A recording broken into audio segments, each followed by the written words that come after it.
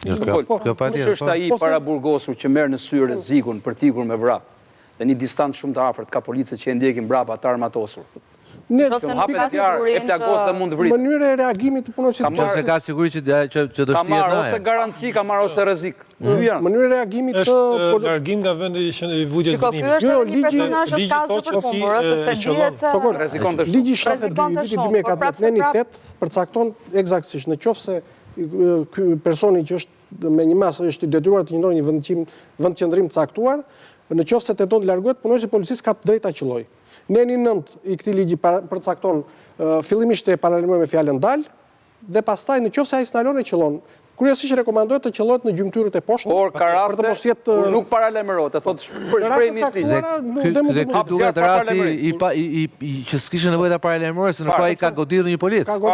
Ai ka goditur një policë, pra aty çfarë do paralajmërosh aty, ai godit policën dhe po ikën. Ata kanë aty hap zjarr direkt. Megjithatë, unë e kam pasur gjithë të drejtën ligjore. Dy shqetësime kam ngrit që besoj që duhet merren patjetër parasysh.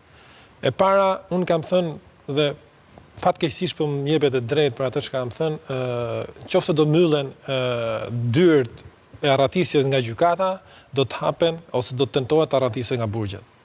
Nëse s'kemi parë shumë arratisje nga burgjet, ka qenë për faktin që ja kanë dalë të arratisje nga gjykatat. Nëse gjykatat me korrupsion, me gjitha llojet e mënyrave nuk kanë patur nevojë të krijojnë këtë lloj arratisjesh. Pra kanë arritur ta fitojnë lirinë duke me mënyra të tjera. Tani që mund flasim për një forcim të sistemit gjyqësor, është bërë tepër e vështirë për të krijuar mundësi dhe për të arratisur, po them thojse arratisur, sepse kanë dalë me këtë gjykate. Për të shpëtuar apo për të fituar lirinë nëpërmjet gjykatave, tani duhet merren masat jashtëzakonshme për të forcuar elemente të sigurisë dhe kapacitetet e sigurisë brenda institucioneve të vujtjes dënimit.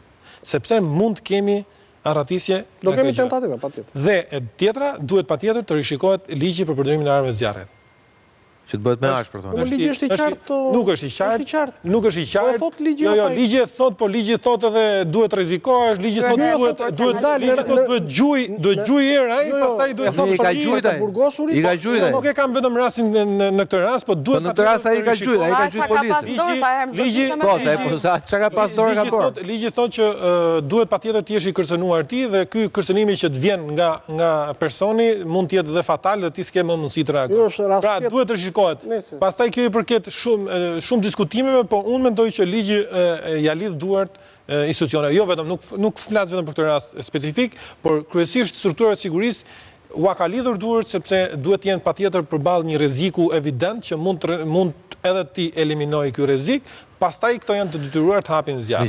Megjithatë Karamuçi është një personazh i cili ka qenë 2020 para burgim. Ka rreth 6 vjet në... Ka rreth 6 vjet. Madje ka qenë edhe me paraburgosur tjerë, madje edhe nga organet ligjzbatuese. Që mos flas me funksione se kuptohet se kush mund të ketë qenë bashkë me të në qeli. Sa shumë kanë qenë.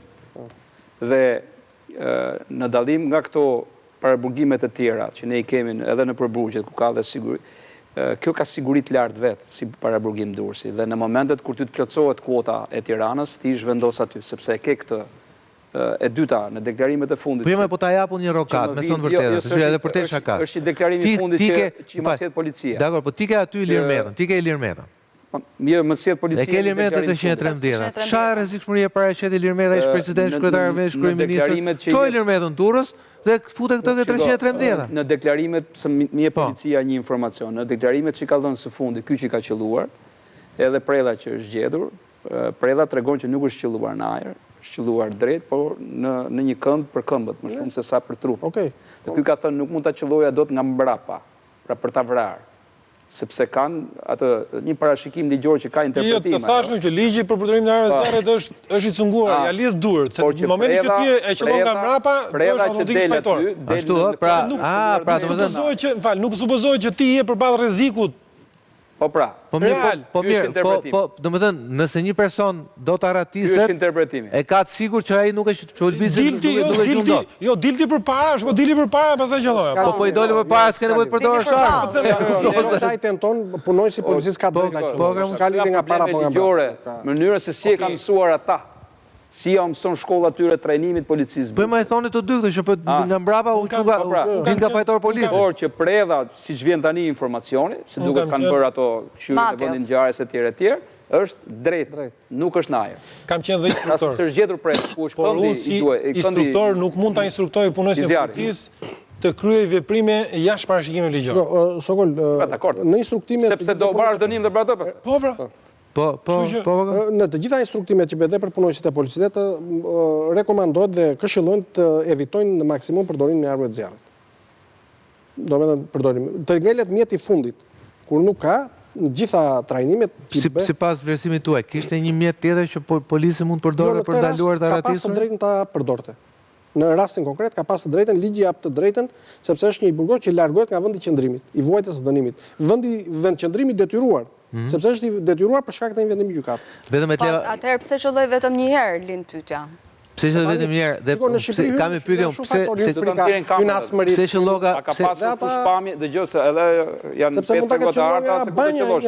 Mund brazësh në tjetër. Ke civil, ka qenë ambient. Ka civil se ambient me parkim me njerëz, edhe ai zone aty pse krijon një problem tjetër. Vetëm sipas ka qelluar Etleva, i njëjti polici i dha celularin Veliajt, i njëjti polic që i ikën ky arratisur. Po, tani kjo mbetet. Përshtypje e kemi apo ka Ramuço?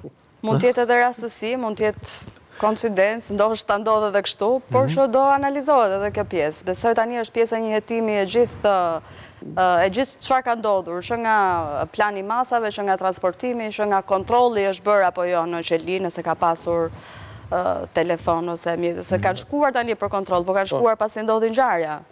Që nga momenti i largimit nga spitali, fakti si ai është bërë thirrje sipas rregullore, si është shëlluar, edhe pastaj gjitha